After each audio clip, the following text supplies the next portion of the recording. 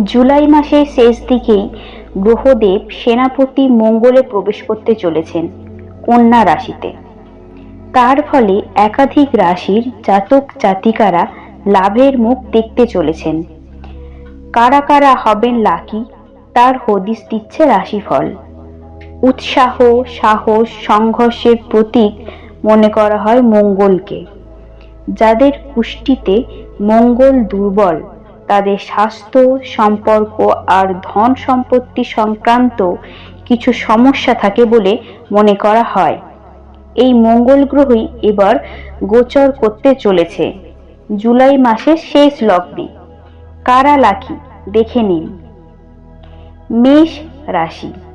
এই গোচরের সময়কালে মেষ রাশির জাতক জাতিকারা নানান দিক থেকে পাবে লাভ।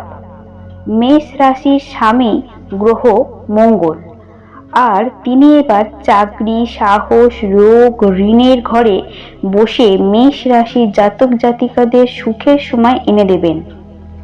কেরিয়ারের সঙ্গে জড়িত গুরুত্বপূর্ণ সিদ্ধান্ত এই সময় নিতে পারেন। শুক্রতে ছাপিয়ে যেতে পারেন এই সময়। কোনো পুরনো ঋণ শোধ হতে পারে। দীর্ঘ সময় ধরে চলা স্বাস্থ্যকর সমস্যা মিটে যেতে পারে। প্রতিযোগিতা পরীক্ষায় পেতে পারেন লাভ। এবার কর্কট রাশি। বিভিন্ন কাজে আপনার উৎসাহ বাড়বে। অনেক ক্ষেত্রে আপনার সংযোগ আগের থেকে ভালো হতে পারে। নিজের ভাষার নিয়ন্ত্রণ রাখবেন। শনি ও মঙ্গলের অবস্থানের নিরিখে আপনার প্রযুক্তিগত কোনো দক্ষতা সকলের মন ছুঁতে পারে।